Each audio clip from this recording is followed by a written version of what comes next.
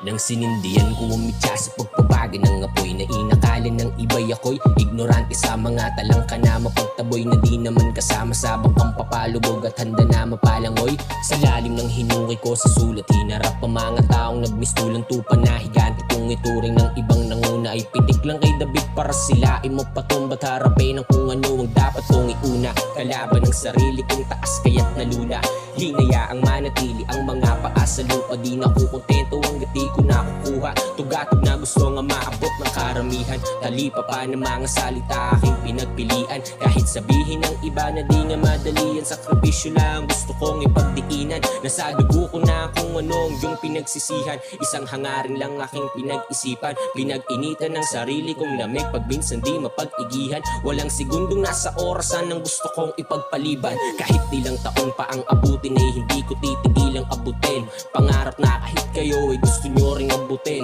Di ako mauuga kahit na madalas na alugin. Inggit ang sakit sa utak na kailangan gamutin. Palit sapatos na ang gusto ko na inyong alukin. Dito madali pag sinubukan saluhin, para masabi nyo na di nyo kayang suotin.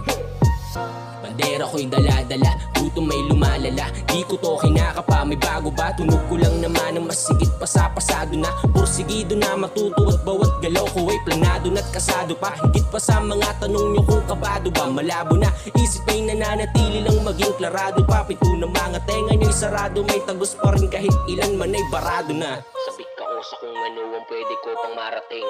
Sa anino ko ay di ako nagpaaning, handang harapin sarili ko sa salamin. Malimit mang sabihin kung ano man ang maging. Kakalabasan kung ano ang tinatahak kung patungo sa bangin ay itatapak ang mga paapapalayo na di na mapahamak. Mas pinili na malunod lang sa musika at hindi ko na binalak tanungin kung ano ang nais ko para sa aking sarili. Alukin ng taong lagi lang nag-aabang sa gilid. Walang anino man na sumagot at di ito aking sinisitong galawang komportable kong pinili.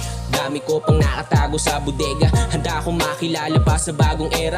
Marami man ang mga sulat lang na nakatenga at mga letra ay hindi ako makikinig sa mga teka. Sarili ko lang ang dala ko na pruweba, apoy lang ng Timog Luzon ang ebidensya. Aking probinsya'y lilitaw sa mapagamit lang ang gutom sa pagsulat ng mga dala kung para sa eksenang matunog.